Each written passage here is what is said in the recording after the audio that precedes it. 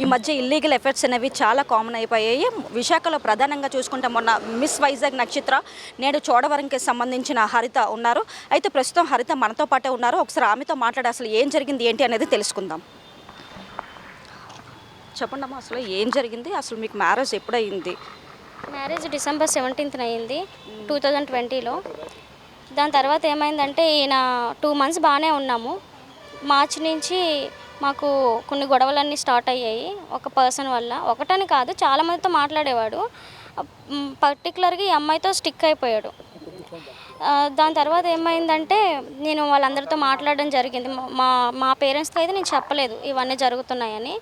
నేను వాళ్ళతో మాట్లాడాను, మా అత్తమామలతో, మా వదినతో, మా ఆడపడుచుతో మాట్లాడాను. వాళ్ళు కూడా నా దగ్గర అవునా అన్నట్లు మాట్లాడారు. కానీ తర్వాత వాళ్ళతో అయితే ఆయనతో అయితే మళ్ళీ నా పైన నీ పెళ్ళం ఎలా చెప్తుంది, నువ్వు అసలు ఎందుకు పెళ్లి చేసుకున్నావు, మరుగుజ్జిది, అది ఏం నచ్చింది, మన ఇంటికి సరిపోయిందేనా అన్నట్లు మాట్లాడారు. అంటే ఇది arrange marriage, love marriage? Love come arranged అండి. ఇద్దరు పేరెంట్స్ ఒప్పుకున్న తర్వాత ఇలాంటివన్నీ మాట్లాడారు.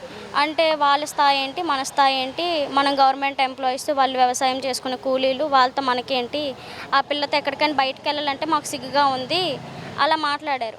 మాట్లాడిన తర్వాత ఇంక ఇవన్నీ తట్టుకోలేకపోయాను. దాని తర్వాత ఇదొకటే కాకుండా ఆయన ఒక 2-3 months వరకే ఫిజికల్ అటాచ్మెంట్ అనేది మాకు ఉంది. దాని తర్వాత ఒకే ఇంట్లో కలిసి ఉన్నాం కానీ ఇంక ఏ విధంగా శరీరపరంగా ఎలాంటివి ఏమీ లేవు. దాని తర్వాత ఇంక నేను అడిగాను, ఏంటి ఎందుకు దూరంగా ఉంటున్నావు అంటే ఆయన రకరకాల కారణాలు చెప్పారు. ఇప్పుడప్పుడే పిల్లలొద్దు అలా ఇలా అనుకొని. దాని తర్వాత లాస్ట్కి ఒక రోజు నేను గట్టిగా నిలదీసేసరికి నీ షేప్లు ఏమైనా బాగున్నాయా, నీ బాడీ అసలు ఎలా ఉంది చూసుకున్నావా, అసలు నిన్ను చూస్తే ఎవరికైనా మూడ్ వస్తుందా, నువ్వు ఏ విధంగా అసలు నా దగ్గర ఉండగలుగుతున్నావు, అసలు అంటే మీరు ఇష్టపడే కదా పెళ్లి చేసుకున్నారు, ఇవన్నీ అతను ఎందుకు మాట్లాడుతున్నారు అంటే వేరే ఒక అమ్మాయితో మోజులో ఉన్నాడు కదా. మరి మాతో అమ్మాయి ఏం చేస్తుంది? అమ్మాయి అసలు ఎలా పరిచయం? ఆ అమ్మాయి ఒక స్పాలో పనిచేసేదండి. ఈయన రెగ్యులర్గా స్పాకి వెళ్ళడం వల్ల ఆమె పరిచయం అయింది. సో అలా. మరి మీ డిమాండ్స్ ఏంటి? అసలు ప్రధానంగా మీరు ఏ విధంగా న్యాయం కోరుకుంటున్నారు? సార్ నేనైతే ఆయనతోనే కలిసి ఉండాలనుకుంటున్నానండి. నేను అందుకనే పోరాటం చేస్తున్నాను. 498 కేసు వేసాను మా బుచ్చిపేటలోని. అది కూడా ఎఫ్ఐఆర్ ఫైల్ అయ్యింది. అది ఇంకా కోర్టుకైతే పంపించలేదు. దాని తర్వాత ఏమొచ్చి నేను ఇంకా ఎఫ్ఐఆర్ కూడా కాదు, నేను ఆయన దగ్గరికి వెళ్తాను, నన్ను బాగా చూసుకోవట్లేదు, నన్ను ఇంటికి పంపించాడు. నేను ఇంటికి వెళ్తానని చెప్పి నన్ను తీసుకెళ్ళండి అని నేను అంటే స్టేషన్లో నేను ఒక కంప్లైంట్ ఇచ్చాను. వాళ్ళు ఏం చేశారంటే వచ్చి ఒక 15 days టైం అడిగి వాళ్ళు వెళ్ళిపోయారు. వెళ్ళిపోయిన ఒక 2 daysకి మాకు లాయర్ నోటీస్ పంపించారు, కోర్టు నోటీసు విడాకులకి అన్నట్లు. మేమేంటంటే 15 days అడిగినందుకు ఇదేంటి మళ్ళీ ఇలా అనుకొని మేము స్టేషన్కి వెళ్ళిన తర్వాత ఆ ఎస్ఐ గారితో మాట్లాడి ఆయన ఏమొచ్చి ఇంకా కేసు కట్టేస్తాము, ఎఫ్ఐఆర్ ఫైల్ చేస్తామని అప్పుడు ఫైల్ చేశారు. కానీ అది ఇప్పటికొచ్చి ఇంకా అయితే డైవర్స్ అయితే పూర్తిగా అయితే అవ్వలేదు. నాట్ ఎట్ ఆల్, అసలు అలా ఏం లేదు. ఆయన అయితే డైవర్స్ అయితే వేశారు. కానీ నేను పోరాడుతున్నాను, నేను ఇవ్వను అనుకొని. ఇప్పుడు ఏంటంటే వేరే అమ్మాయితో అదెక్కడ చాలా రోజుల నుంచి ఉంటున్నాడు. నేను ఏం చేయలేక, నాకు పొలిటికల్ సపోర్ట్ కూడా నా దగ్గర ఏం లేదు. మా మమ్మీ వాళ్ళంటే ఇంకా వ్యవసాయం చేసుకుని కూలీలు. ఇప్పుడు వాళ్ళంటే కొంచెం డబ్బున్న వాళ్ళు కాబట్టి అందరూ తెలుస్తుంది. ఆ విధంగా వాళ్ళు కొంచెం పైలో ఉన్నారు, మేము కిందలో ఉన్నాం, మాకు ఎవరు సపోర్ట్ లేదు. మీరు పోలీస్ స్టేషన్ ఆశ్రయించారు కదా, లోపల ఏమంటున్నారు? ఏంటంటే నిన్న మార్నింగ్ జరిగింది కదా, ఆ ఇన్సిడెంట్ మేము చేయడం చాలా తప్పంట. బేసిక్గా ఏంటంటే ఇప్పుడు మీడియాని తీసుకెళ్ళి చాలా రచ్చ చేశారు, కొట్టారు, మీ అందరి మీద కేసు పడుతుంది అనేసి వాళ్ళు మాట్లాడుతున్నారు. తర్వాత నేనైతే కమిషనర్ గారికి మేమేం చేస్తామంటే మా ఇంటికి తీసుకెళ్ళిపోయాను.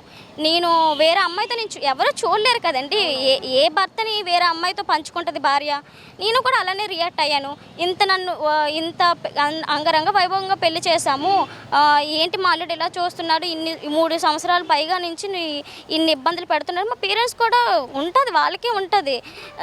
ఇంకా వాళ్ళు కూడా అడిగి ఇలా చేసావు అలా చేసావు, పైగా నాకు పెట్టిన మంచాలు ఉంటాయి ఎక్సెట్రా అవన్నిటి మీద వీళ్ళు వాడుకోవడం, ఇంక ఇలాంటివన్నీ చాలా జరిగాయి.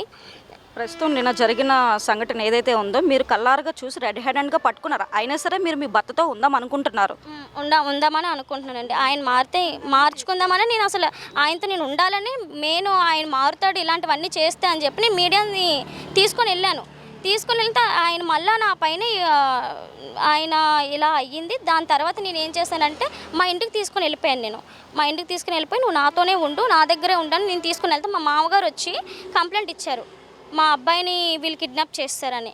నేనేమో వచ్చి వాళ్ళు ఫోన్లు చేశారు. నేను వెళ్తున్నప్పుడే నేను కమిషనర్ గారికి నేను పెట్టాను, మెసేజ్ పెట్టాను ఆన్లైన్లో.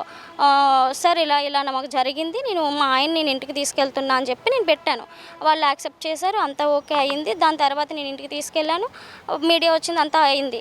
మీ హస్బెండ్ ఇప్పుడు ఏమంటున్నారు? మీతో ఉందాం అనుకుంటున్నారు? మా హస్బెండ్ అయితే నాతో ఉందామని అయితే లేదు, వేరే అమ్మాయితో ఆల్రెడీ మీరు వినే ఉంటారు, అమ్మాయిని పెళ్లి చేసుకుంటా అని చెప్పారు. బేసిక్ ఏంటంటే ఇప్పుడు మా హస్బెండ్ ఒకరే కాదు, బేసిక్గా మా అత్తయ్య, మా మావయ్య, ఇంకా మా ఆడపడుచు, వీళ్ళు ముగ్గురు ఆ అమ్మాయితో కాంటాక్ట్లో ఉంటున్నారు, ఎప్పటి నుంచో ఉంటున్నారు. వీళ్ళు ముగ్గురు మాట్లాడుకొని ఇదంతా జరిగింది, వాళ్ళిద్దరూ ఉండడం అనేది జరిగింది, ఒకే ఇంట్లో ఉంచడం అనేది జరిగింది. నా డిమాండ్స్ అంటే ఏం లేదండి, నేను ఆయనతో ఉండాలి అంతే, ఇంకంతకు మించి ఏం లేదు. నాకు జరిగిన సంఘటన మీద మీరు న్యాయం జరిగేంత వరకు పోరాటం చేస్తారు కదా? చేద్దామని అనుకుంటున్నాము. ఏమంటున్నారమ్మా? వాళ్ళ డాడీ వచ్చి ఇక్కడ పోలీస్ స్టేషన్లో కంప్లైంట్ ఇచ్చారు, మా అబ్బాయిని కిడ్నాప్ చేసి తీసుకెళ్ళిపోయారు అనేసి.